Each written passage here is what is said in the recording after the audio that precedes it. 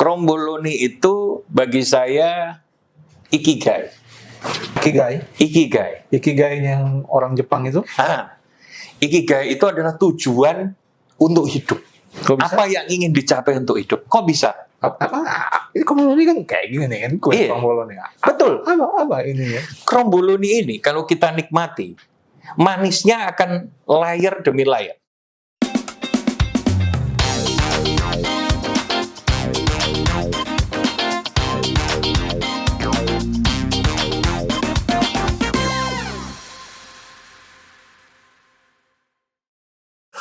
Apa kabar, Mas Rio? Baik. Gimana? Lama nggak jumpa. Alhamdulillah sehat. Ya. Gimana? Sibukan? Ya, nulis-nulis artikel pop culture, nulis-nulis artikel future, jalan-jalan, menikmati hidup. Iya. Nah itu saya dengar banyak sekali katanya sering jalan-jalan ke bukan kota-kota di Indonesia lagi, malah di negara-negara lain gitu. Oh, bener tuh. Jalan-jalan tuh kayak kromboloni, Mas. Di setiap daerahnya selalu manis. Waduh. Mau cerita daerah mana saya ada. Jadi kalau kita jalan-jalan tuh healing. Kan biar kayak Gen Z. Healing. Tadi nyebut kromboloni, jalan-jalan kayak kromboloni, apa hubungan? Kromboloni itu kan manisnya layer demi layer. Manisnya lapis demi lapis. Jalan-jalan itu juga manisnya lapis demi lapis. Ada makanannya, budayanya. Kita bisa bandingin budaya yang menarik, budaya yang sama. Kita belajar pluralisme. Banyak take away lesson ya dari situ. Maka menurut saya jalan-jalan itu sebuah investasi. Investasi budaya juga. Jadi jalan-jalan itu bukan cuma hiburan buat saya, tetapi jalan-jalan itu adalah sebuah refleksi batin. Perjalanan spiritual gitu. Perjalanan spiritual. Saya punya cerita, Mas Teguh. Saya belakangan, 4 musim belakangan, saya ke Cina, ke daerah Guangzhou. 4 musim. 4 musim. Di Cina kan 4 musim ya. Ya, saya tahun kemarin hingga tahun ini, saya 4 musim itu selalu ke Cina. Tepatnya di daerah Guangzhou. Kenapa ke sana? Apa yang asik sih di sana? Ternyata di sana itu pusat budaya yang sangat menarik. Misalnya ketika saya jalan-jalan ke daerah Tongsankau, ya, itu ternyata pusat budaya iya, tetapi tidak disajikan secara kaku gitu. Misalnya museum yang tidak boleh bersuara terlalu keras gitu. Kemudian Tongsankau itu tempat orang, justru disitulah dikatakan budaya gitu. Tempat orang mengekspresikan ekspresinya masing-masing. Jadi yang mereserve rumah kuno juga ada. Yang fashion show di Tongsankau juga ada, yang jalan-jalan juga ada. Bahkan seorang kawan saya bilang, setiap kali ke Tongsankau, hatinya itu selalu riang. Maka saya mencoba ke Tongsankau. Tongsankau itu daerah mana? Tongsankau itu di daerah pusat kota Guangzhou. Guangzhou. Nah, itu menarik karena di situ ketika kita bicara pluralisme yang hidup, disitulah pluralisme yang hidup. Mulai kudapan kuno, bubur gitu juga ada, kudapan yang modern juga ada. Tetapi disitulah saya melihat bahwa ada satu cerita yang unik. Jadi saya bersama seorang kawan mengunjungi tempat puding kuno gitu di Tongsankau gitu. Saya mengunjungi tempat puding yang kuno. Saya lihat, ternyata pramusajinya berusia lanjut semua. Di atas 60? Di atas 60 semua. Di satu daerah di Tongsankau. Tetapi ternyata cara pesannya sangat modern sekali. Dengan QRIS. Pakai handphone. Benar. Nah, di situ yang membuat saya menarik adalah ternyata kecerdasan buatan ini bisa berdampingan dengan situasi yang ada. Dan banyak sekali counter-counter gitu ya, toko-toko di sepanjang Tung San Kau itu seperti itu. Jadi dari situ saya belajar, oh ternyata kecerdasan buatan itu bisa hidup berdampingan dengan budaya yang plural. Kenapa saya katakan bisa hidup berdampingan dengan budaya yang plural? Ternyata orang asing pun yang ke sana dengan budayanya tetap bisa memesan itu. Artinya artificial intelligence itu adalah alat perekat sebenarnya. Jadi kan kalau di Cina itu sudah ada berbagai macam platform yang untuk menerjemahkan tulisannya, menerjemahkan. Jadi saya juga di situ saya mengalami kesadaran gitu ya. Oh ternyata artificial intelligence itu sesungguhnya merekatkan manusia, bukan membuat jarak dengan manusia. Justru dengan saya berjalan-jalan ke Tung San Kau. Tung San Kau itu kebetulan juga pusat turis. Pusat turis kebanyakan jadi juga pusat budaya, pusat turisme. Iya, pusat turisme di Guangzhou. Kuliner juga. Kuliner juga. Oke, itu yang paling enak. Itu yang paling enak, paling menarik. Iya. Nah, jadi di Tung San Kau itu ketika kita berjalan-jalan, mereka pada bebas berekspresi. Dan ternyata menerima budaya akulturasi itu akan sangat efektif sekali jika dilakukan secara empiris, secara nyata, dalam praktik nyata. Iya. Justru dibandingkan dengan kalau kita memberikan secara one way gitu di ruang kuliah gitu misalnya. Iya. Maksudnya juga kan dosennya. Iya, jadi ternyata memberikan ruang pluralisme itu ternyata justru lebih efektif menyadarkan bahwa ada pluralisme itu sendiri. Gitu. Tapi Mas, saya kan ketemu Mas Rio berapa kali. Ya. Itu kayaknya seneng banget Kromboloni. Gimana sih ceritanya? Nah, kenalan dengan Kromboloninya. Suatu ketika saya minum kopi. Oke. Kopinya agak pahit. Gitu. Itu udah udah lama tuh kejadiannya. Ya, adalah. Lagi culture-nya Kromboloni. Oh, oke. Iya, lagi zaman culture-nya Kromboloni. Oke, terus? Nah, tapi bagi saya Kromboloni itu bukan sekedar culture. Kromboloni itu adalah filosofi yang hidup. Nah, ini menarik nih. Kromboloni itu bagi saya ikigai. Ikigai yang orang Jepang itu? Ikigai itu adalah tujuan untuk hidup. Apa yang ingin dicapai untuk hidup? Kok bisa? Ini Kromboloni kan kayak gini nih kan? Kue Iya. Kromboloni. Betul. Apa ini ya? Kromboloni ini kalau kita nikmati, manisnya akan layer demi layer. Akan manis lapis demi lapisnya. Kromboloni ini akan lebih nikmat jika disantap berpasangan seperti kita sekarang ini, Mas. Oke, jadi bukan sendirian? Bukan sendirian. Akan lebih manis setiap ceritanya. Jadi apapun. Jadi Kromboloni ini kan juga perpaduan kue pluralisme juga ini. Ya. Perpaduan antara croissant dan bomboloni. Prancis sama Italia. Kalau croissant sendiri dimakan terlalu hambar, terlalu biasa. Bomboloni dimakan terlalu manis. Karena banyak kandungan Nutellanya atau pemanisnya terlalu banyak. Sehingga orang melumuri croissantnya dengan selai-selai yang beraneka ragam seperti yang di depan kita sekarang ini. Iya. Jadinya manis. Iya, benar.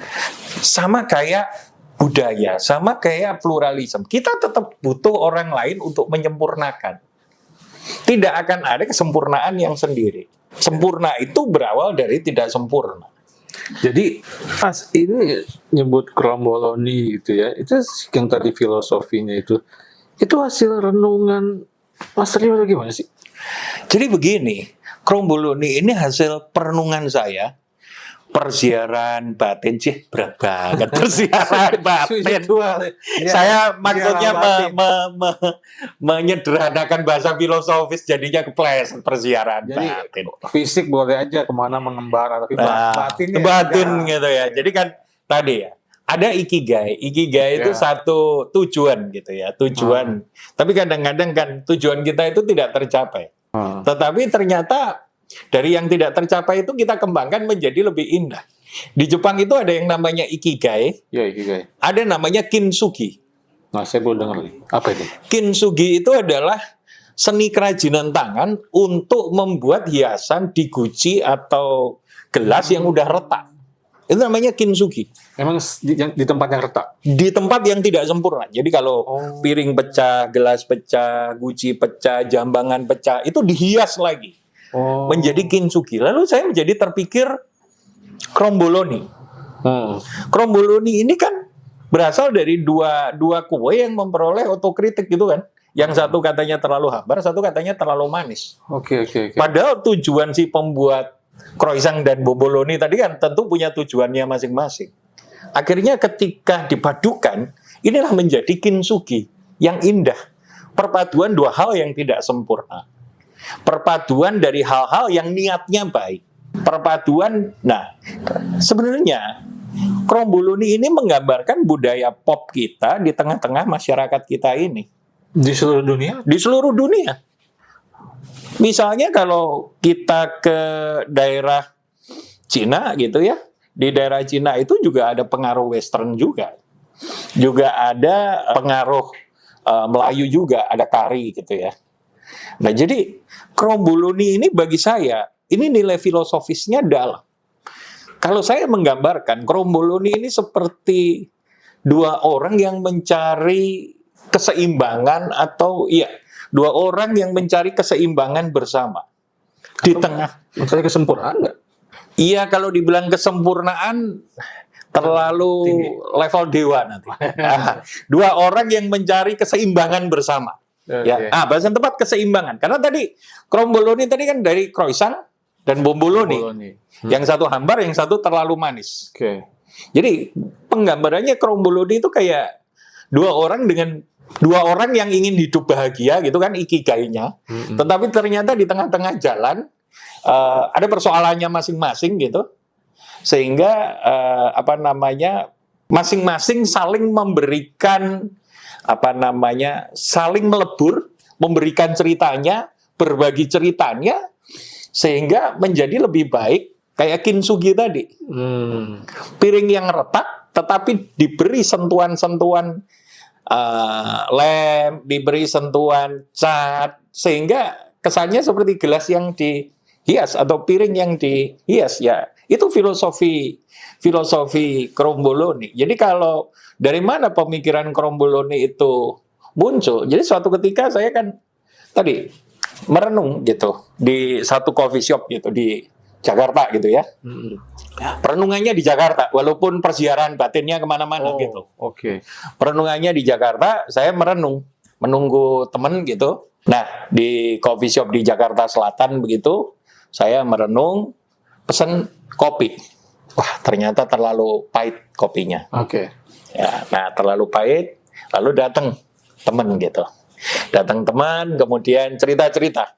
Kita bertukar cerita tentang pengalaman hidup yang tidak sempurna itu. Yang retak-retak itu. Yang retak-retak gitu. Makanya kromboloni itu kalau versi Asianya from ikigai to kintsugi. Nah, kemudian bercerita. Seperti saya dan Mas TSP kalau ketemu dan kita kawan dekat, kemudian bercerita persoalan Mas, bercerita persoalan saya, kemudian apa yang bisa saya bantu, apa yang bisa Mas bantu, itu kan kemudian menjadi indah. From ikigai to kintsugi. Di tengah-tengah ngobrol sama kawan di Jakarta Selatan gitu ya, di Kuningan gitu, minum kopi pahit, melihat saya ada roti kromboloni gitu. Oke. Saya mencoba. Ternyata manisnya lapis demi lapis Dan itu cocok dengan rasa pahit yang dan cocok dengan rasa pahit. Di situ saya mulai berpikir bahwa dalam pengembaraan kita ini budaya pop culture ini akan selalu berubah. Kromboloni ini budaya pop culture. 10 tahun lalu belum ada budaya roti kromboloni ini. Budaya kita juga pasti berubah dari masa ke masa. Kalau dulu orang lebih bangga naik Harley Davidson, sekarang orang lebih bangga pakai sepatu culture. Nah, tapi kalau esensinya apa jadi sebenarnya kromboloni itu? Ya, kalau saya tangkap itu kan croissant sama bomboloni bergabung. Kemudian tadi, jadi perbedaan itu sebenarnya nature dan kemudian kalau saling melengkapi justru saling menguatkan. Betul. Karena kan muncul istilah nobody's perfect. Yes. Tapi melengkapi itu justru lebih baik. Unity in diversity. Ya. Sama seperti di negara manapun, ya. Seperti saya punya satu contoh. Negara yang mirip Indonesia. Apa itu? Di Cina. Ya. Di daerah Cina. Ada satu tempat namanya Samian Island. Samian Island. Iya. Itu sama Guangzhou jauh nggak? Di Guangzhou, Samian Island itu. Oh, itu memang pulau. Samian Island daerah kecil. Oh, daerah kecil. Ya. Samian Island itu daerah kecil yang sempat diduduki oleh Inggris dan Prancis. Oh, zaman kolonialis. Zaman kolonial. Jadi, kalau kita lihat, Guangzhou ada mirip Indonesia, sempat menjadi koloni-koloni barat. Ya.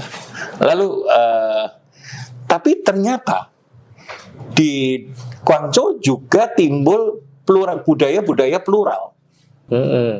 Misalnya ketika saya berkunjung di Guangzhou, nah yang menarik adalah banyak orang mengekspresikan pluralisme itu di Samian Island tadi. Misalnya dengan ada jas dan orang pakai jas dan baju Cheongsam gitu ya, dengan konsep East Meet West. Kemudian di Samian Island tuh memang ada beberapa tempat ibadah dengan konsep dengan beberapa agama gitu ya, beberapa tempat ibadah gitu ya. Gereja Katolik juga ada, gereja Protestan ada, kemudian kuil juga ada gitu ya, kelenteng juga ada gitu. Nah, saya pikir ini mirip di Indonesia. Di Indonesia juga ada. Misalnya seperti di Bali, itu ada satu komplek dengan tempat ibadah yang beraneka macam agama gitu ya, beraneka agama jadi satu daerah gitu. Jadi sebenarnya pluralisme itu adalah kenyataan yang sudah disadari bersama. Dan pluralisme itu adalah budaya hidup, kenyataan hidup yang kita tahu memang sudah berbeda. Nah, berbeda ini bisa berbeda berbeda antara satu subjek dengan subjek yang lain. Yeah. Sama dengan konteks kromboloni. Orang melihat kromboloni berbeda-beda. Ada yang melihatnya terlalu manis, ada yang melihatnya sebagai penyeimbang americano, ada yang melihatnya. Jadi pluralisme itu tergantung, pluralisme itu kenyataan. Kenyataan atas keberbedaan. Tetapi bagaimana kita memandang itu, memaknai itu tergantung sudut pandang masing-masing. Nah, gini Mas, jadi hidup kita sebenarnya kromboloni nggak sih? Kromboloni. Artinya kita memang hidup di satu lingkungan, masing-masing punya kepribadian, punya latar belakang, hidup punya identitas yang berbeda. Dan itu kemudian kita menghargai perbedaan itu. Dan justru bukan menjadi sebuah pemisah gitu ya, justru harus merekat gitu. Jadi kan identitas tuh bisa berbeda-beda. Misalnya antara saya dan Mas waktu 20 tahun lalu, barangkali identitas Mas belum menikah. Barangkali misalnya. Kemudian kita berjumpa lagi sudah menikah. Sudah beda kenyataannya. Tetapi bagaimana saya tetap memandang Mas Teguh ini secara positif? Atau bagaimana kita bisa menggabungkan dua insan kita ini menjadi pribadi yang positif. Itu yang diharapkan kan. Karena identitas manusia itu kan bisa saja berubah. Dari perenungan di kafe itu. Saya itu di 4 musim di Samian Island. Itu ada satu tempat namanya coffee shop. Di antara tempat-tempat ikonik itu ada satu yang ikonik namanya gedung coffee shop. Gedung coffee shop di gedungnya bangunan tua gitu ya, bangunan kolonial warnanya Tiffany blue gitu. Nah, di situ tuh banyak orang foto, banyak orang beli kopi dan seterusnya. Saya selalu merenung dari gedung itu gitu ya. Dari perenungan saya selama 4 musim begitu, ternyata identitas orang tuh bisa saja berbeda. Ini hasil perenungan saya. Identitas orang bisa saja berubah.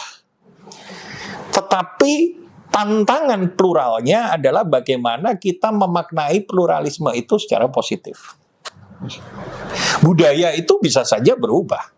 Misalnya sekarang budayanya yang pada saat itu saya lihat, itu kan East Meet West. Ya. Barangkali besok budayanya bisa berubah. Itu yang disebut sebagai pop culture. Pop culture. Bukan berarti kalau saya jalan-jalan sedikit ke daerah Cina, daerah Guangzhou. Itu ada satu tempat gitu ya. Itu budaya pop culture-nya nampak. Misalnya bukan berarti mereka nggak suka anime Jepang, mereka suka juga anime Jepang. Gitu. Ada satu coffee shop di Guangzhou itu ya isinya anime Jepang juga. Oh ternyata ini lagi culture juga. Jadi kita itu hidup di tengah-tengah pluralisme dan budaya culture. Dan kita harus menerima itu. Dan kita harus menerima itu, menggunakan itu untuk sesuatu yang positif. Misalnya coffee shop. Coffee shop itu budaya pop culture yang dikembangkan loh. Modern kan? Modern.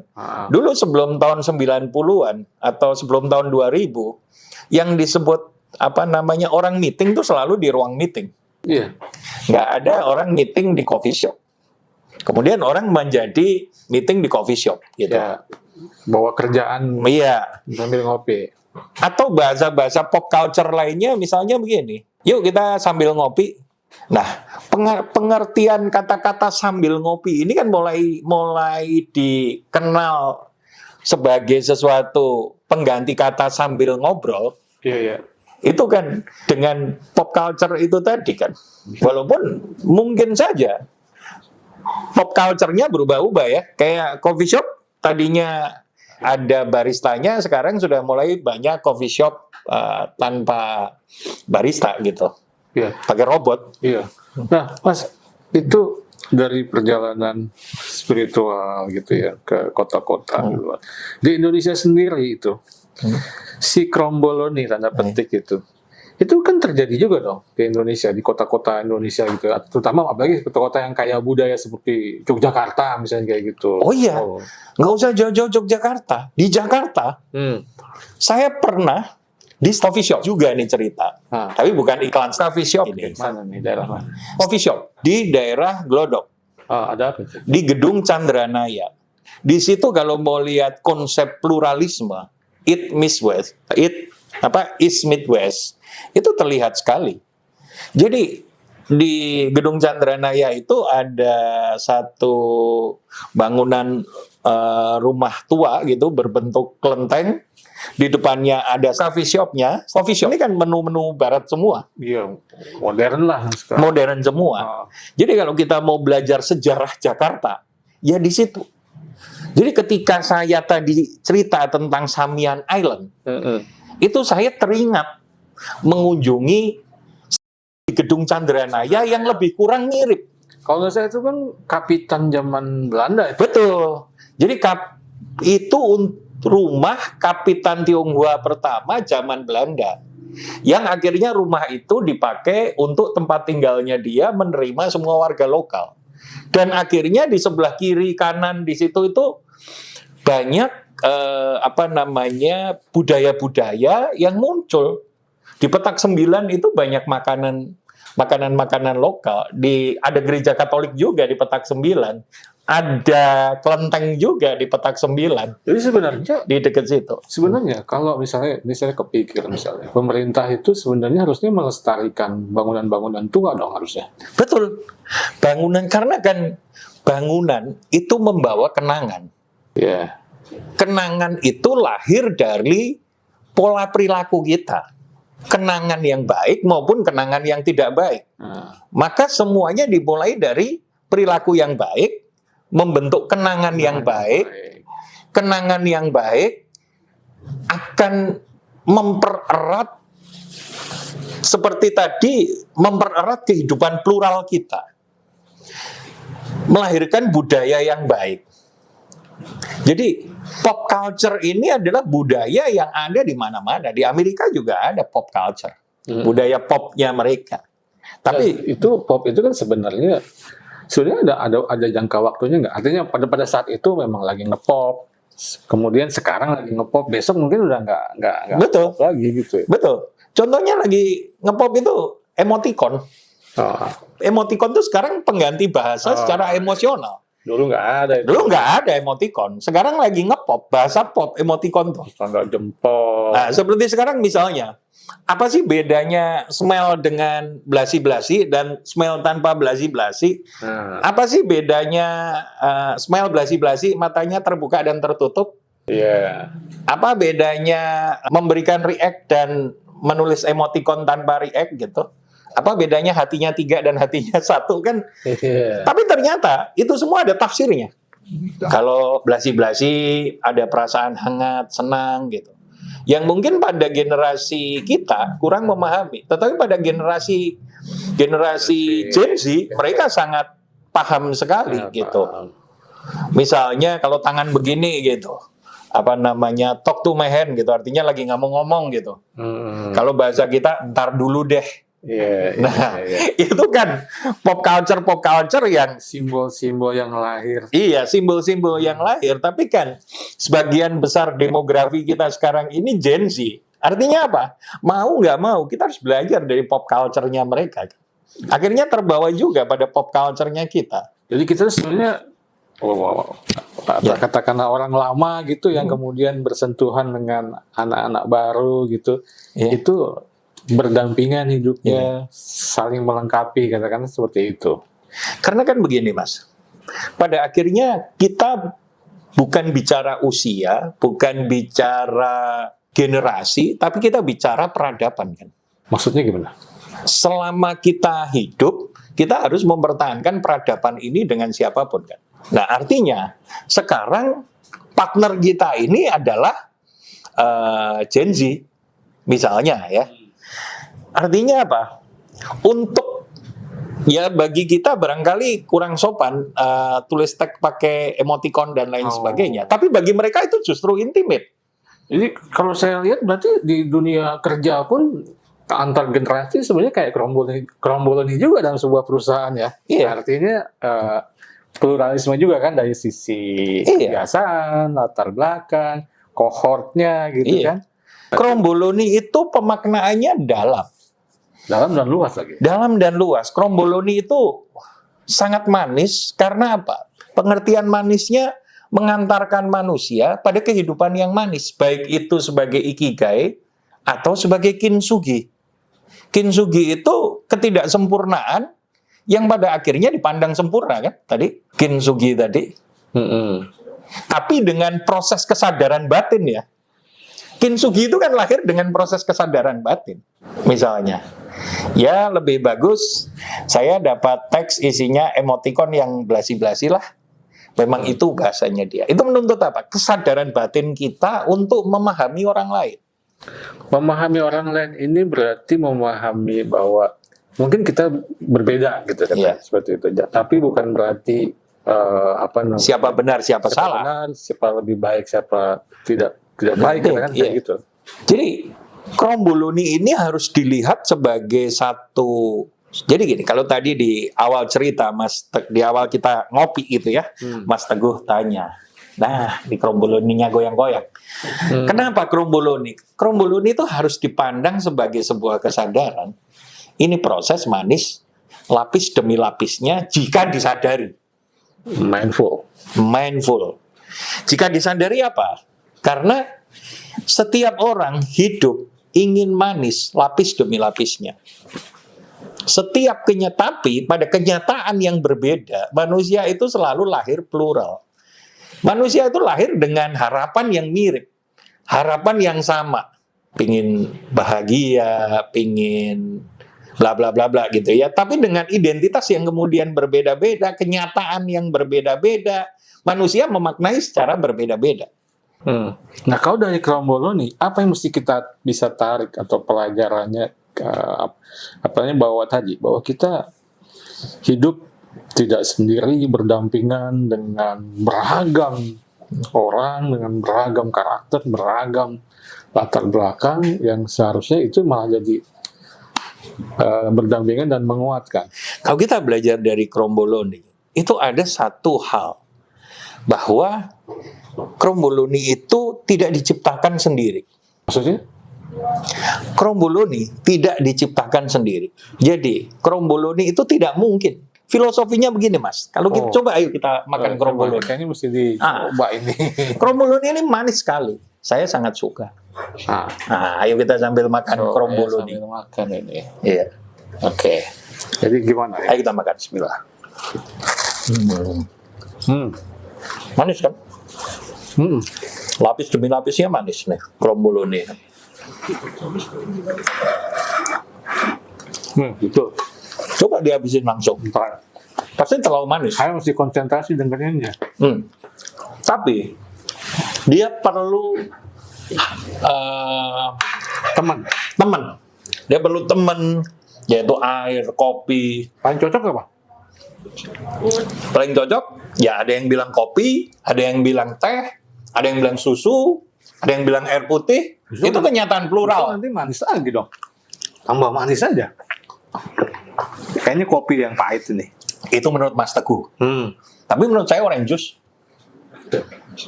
Artinya apa? Saya harus mempelajari, saya harus memahami. Referensi.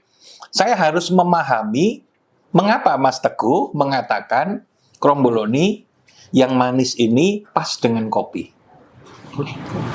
Sebaliknya, Mas Teguh juga perlu memahami saya mengapa Kromboloni ini paling ideal diminum dengan orange juice.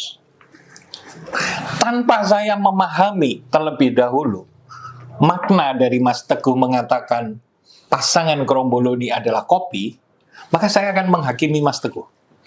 Jadi bukan urusan benar salah nih. Bukan urusan benar salah, tapi mengapa?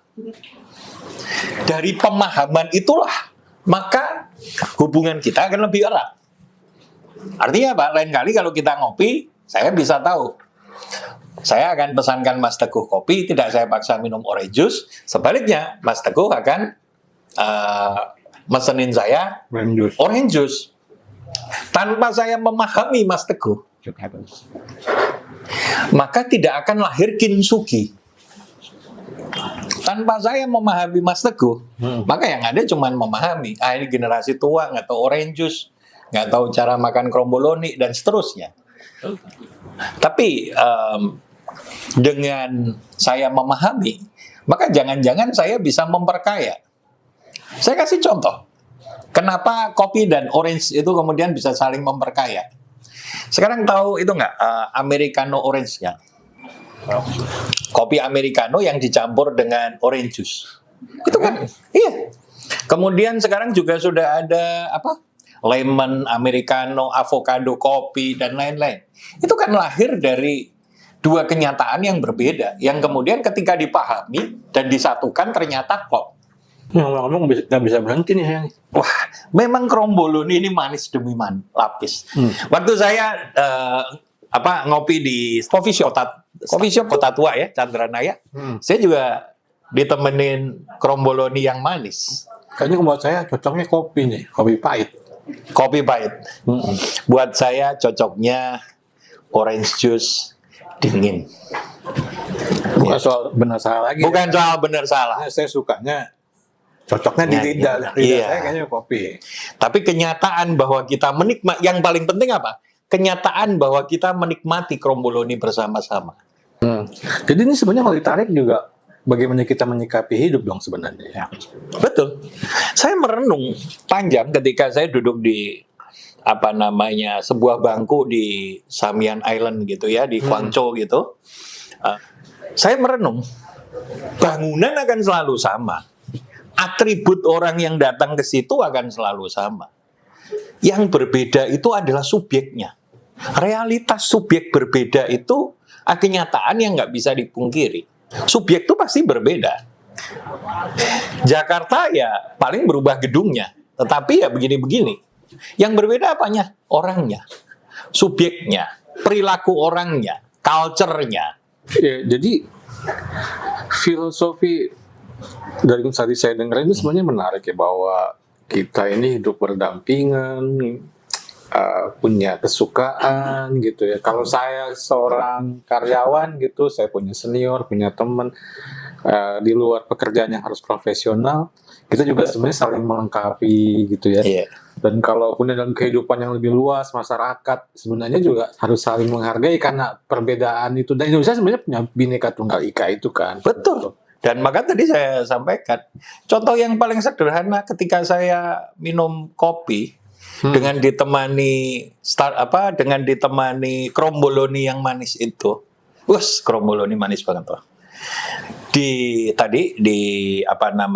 coffee shop di Kota Tua situ. Bahwa realitas budaya, realitas pluralisme itu nggak bisa kita hindari. Oh iya. Yang bisa kita lakukan adalah menerima dan merajut bersama. Hidup berdampingan. Hidup berdampingan dan membangun itu sebagai sebuah mutualisme. Jadi kalau di sini ada air putih, kopi, ada jus segala macam, tidak ada yang benar salah. Tidak ada yang benar salah. Kromboloni akan tetap manis. Ya, lapis demi lapis. Lapis demi lapis. Itu filosofi kromboloni. Nah itu ya. Nah kalau mau tahu filosofi kromboloni, nanti saya akan cerita filosofi kromboloni episode Lu berikutnya. mau kemana sih? Hah? Mau kemana? Nyari kromboloni yang manis. Dimanapun dia berada. Waduh, padahal saya masih pengen nanya-nanya ini, pengen ngobrol lagi. Kromboloni itu selalu manis dimanapun dia berada. Gitu. Bahkan kehidupan kita juga berarti kita harus memaknainya lapis demi lapis kehidupan kita biar tetap manis ya. Jadi betul. Yang retak pun bisa dibikin kayak kintsugi. Kintsugi. Filosofi kromboloni. Jadi sekarang mau jalan nih? Iya. Oke Mas Teguh, nanti kita ngobrol lagi filosofi kromboloni. Ini saya mau habisin dulu nih, saya nggak bisa berhenti nih jadinya nih. Ya, mari kita renungkan filosofi kromboloni ini. Enak.